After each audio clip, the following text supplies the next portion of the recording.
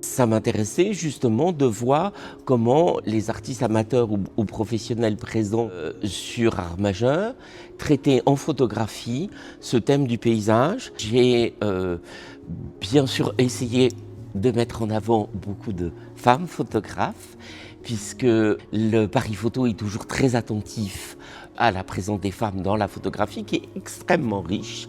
Donc après, sur la curation, il y a différents aspects.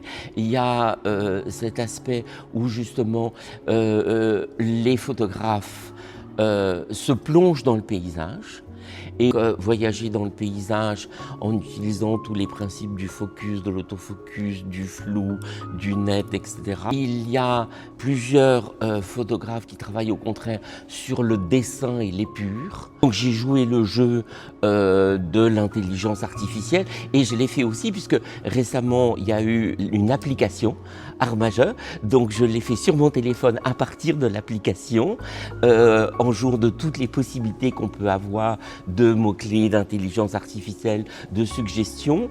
Et je suis tombé assez vite sur un des grands maîtres de la photographie italienne qui est Mario Giacomelli, qui justement a été un des premiers à travailler sur un paysage très rural, mais en la travaillant d'une façon complètement graphique. Donc j'ai regardé comment les jeunes photographes pouvaient mettre en dialogue la matière photographique et la matière du paysage. Tandine Muriot, elle fait une pratique de portrait où entre les habits que portent les personnes et les coiffures qui viennent donc liées aux cultures africaines, deviennent elles-mêmes paysages. Et chez Gaspard de Gouges, lui, c'est à l'inverse.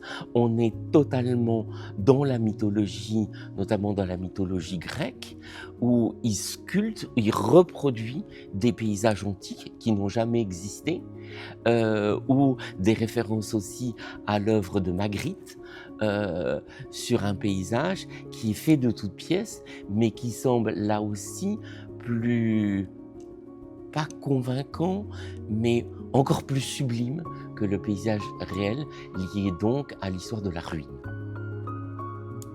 C'est d'être guidé et puis après d'aller vagabonder, de se promener, d'aller au hasard, soit guidé par l'IA, soit guidé par des mots-clés, et de partir à l'aventure. Et tout d'un coup, et de faire confiance à son œil et à sa sensibilité pour aller d'une façon totalement instinctive et voilà, de retenir, de mettre dans le panier ce qui vous intéresse le plus. Et à un moment donné, se décider sur un coup d'œil. Voilà, peut-être que sur une foire, on se décide sur un coup de tête, mais sur une banque de données, face à un écran, se décider sur un coup d'œil à son rythme, sans précipitation, et tout d'un coup se dire, ça, j'ai envie de le voir tous les jours, j'ai envie de me réveiller devant, de me coucher devant, de vivre avec, pour cette potentialité, ce pouvoir d'émotion que peut avoir une œuvre d'art chez soi.